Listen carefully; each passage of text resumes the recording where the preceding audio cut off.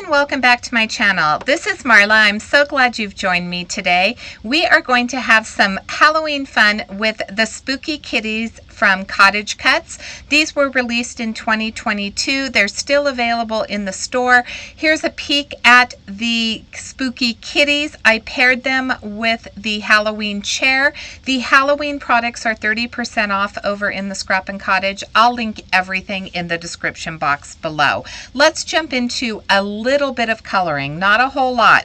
We are going to start with the crow. For the crow, I'm going to lay down a base of color using a W7 marker. I typically don't use my black Copic markers. One, because they dried out on me because I didn't use them. Two, I like the look of the gray markers better than I did the black. So I added a little bit of detail with a W9. I went around the edges of the wing and then I added some shadows in a few other spaces.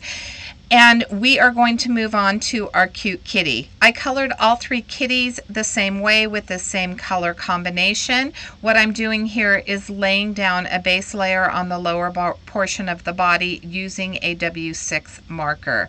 I'm mapping out where I want to leave the white space because I want this little kitty to have white socks and a white chest. So I'm just not coloring in those areas. I laid my base layer down and now I'm going to add some shadows using a W9 marker. Once I get my shadows on this lower portion of the body, I will lay my shadows on the upper portion of the head. I chose not to go with the base layer first. So I am going to blend the lower portion out with the W7 and then I will blend it back out and go over it again with that W6 marker. There is a second piece, as you can see, that little oval. That is going to be the muzzle of the face, and I am going to keep that in the whiter tones.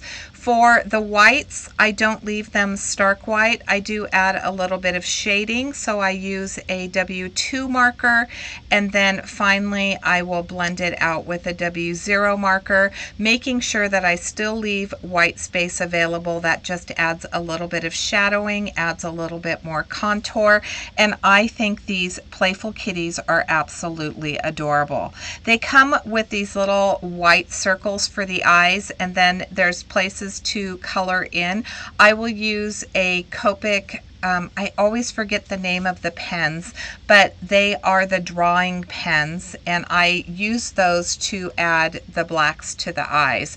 You can certainly change the expressions on these cats' faces, so you could make them super silly by making them cross-eyed or having having their pupils going in different directions. There's so many ways that you can add expressions to these kitties.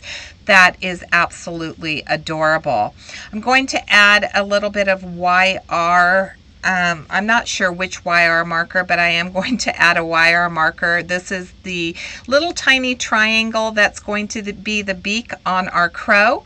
I love cute Halloween cards, and I create cute Halloween cards. I love making the cards. I never send them out. I'm going to try. Last year I made a card for my grandniece and it never made it in the mail.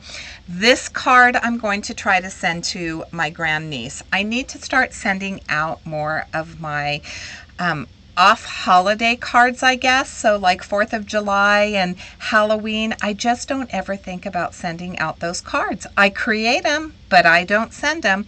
So maybe that's something that I need to change. I'm going to add a little bit of the R30 to the ears and to the nose. You saw that I did add that muzzle on there to give it a little bit of dimension. And just like that, our little kitty and our crow is finished. We're going to start working on our background. Oh, actually, I'm sorry. I do need to put those eyes on that I was talking about. So as I'm doing that, I want to talk a little bit about my background. I had this panel on my desk. Now, it's not a full panel. I think it's like 3.5 by 5.5 inches, and I had embossed it with a Tim Holtz embossing folder. I'll link it in the description box below. I'm going to start coloring it up with shaded lilac at the bottom. and then at the top I'll start with Victorian Velvet, and I'll bring the two colors together in the middle. But the reason this panel was sitting on my desk and it was unused was that I had created this panel and I had a glue explosion. My glue it was clogged, and I squeezed the bottle and the glue went everywhere. It went all over this white cardstock that was embossed. And as I'm blending, you're going to see little strands that are resisting the ink on the panel, and that is the glue. I wasn't mad about that for this panel because this is a Halloween, so it could be kind of like little spider webs that are everywhere, not to mention that most of the scene covers that up. So I blended those two colors together. We have this cute Halloween chair. It has that little back cutout out of the top. I am using another Tim Holtz embossing folder. This is a wood grain. We're going to add some texture to this chair, and we're going to add a little bit of the gathered twigs. So I'm adding the gathered twigs, and this looks nice. I could add more depth with a smaller brush and deepen these colors, but what I want to do is distress this chair, and I wanted to show an easy way to add a little bit of age and distress to a wood grain product. So this chair has been painted. The paint is wearing off. We are using a paintbrush, and we are adding picket fence over the top of it. That's going to allow it's going to allow a little bit of white, which actually is going to be more of a creamy color. It's going to keep with the softness. If I wanted it to be more white, I would let this dry and then I would add a second layer over the top.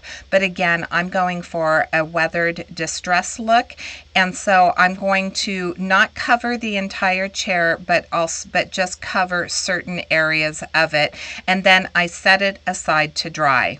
So here we're back to our panel. I have a card base that's 4 1/4 by 5 1/2 inches. I added I have these little edger dies that I die cut, and then I ink blended them with spiced marmalade because I do have some pumpkins in my scene. Wanted to make sure that I was incorporating that additional orange into my card. Didn't want a really deep dark orange, so spiced marmalade was more on the softer side, and that's what I used. My sentiment is going to go up on the top. I've added some foam tape to the back of it, but I haven't adhered it. I'm just doing kind of a dry fit. I've added some glue to the broomstick for this first cat. I want to make sure that I have enough room for both the cat and my sentiment, so that's why I placed those on top of the broomstick, and then place the cat on top of the broomstick to make sure that there was enough room at the top. I used some glitter paper from my stash to cut out the broomstick and the broom. And I also used some colored glittered cardstock for the kerchiefs on both of my kitties. All 3 of my kitties, I'm sorry. For the chair, I want to place it to the right of center because there is one cat that has a witch's hat, and for that cat it takes up a little bit more space, so I needed more space on the left hand side, so I moved my chair over. I'm adding my crow to the little spindle at the top, and we're going to add a little bit of dimension onto this kitty, and I'll adhere that one down. I'll start to add the foam tape to the back of the second kitty, and then I realize that I want that kitty to sit behind the pumpkin box, so I'll take the foam tape off and I'll add it to the back of the pumpkin box, and I'll let that pumpkin box have a little bit of dimension. For the pumpkin, because I did use the glitter cardstock on the broom and the kerchiefs, I wanted to add that little bit of sparkles to make sure that my card was a little bit more cohesive. So when I colored up my pumpkin, when I was finished with it, I did add a layer of the art glitter glue, and then I dunked it inside of some really fine white or clear glitter, and I let that dry, so that pumpkin is going to have that same sparkle and shine as my glitter paper does. I'll adhere that directly to the seat of the chair, And then we're going to add a little bit of foam tape to the back of the kitty that needs to go on the broom. So once I add that foam tape to the kitty and get that kitty adhered down, I will remove the foam tape from the back of my sentiment. I'll center it towards the very top of my card, and that will complete my card for today. So I want to thank you so much for joining me. I hope that you enjoyed this adorable Halloween card that we've created using some of the products that are available over in the Scrap and Cottage.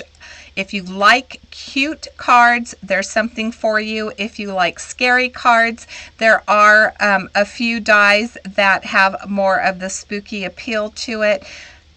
Take a look. I hope that you come back for my next video, and until next time, I hope you have a fabulous day. Thanks so much for watching.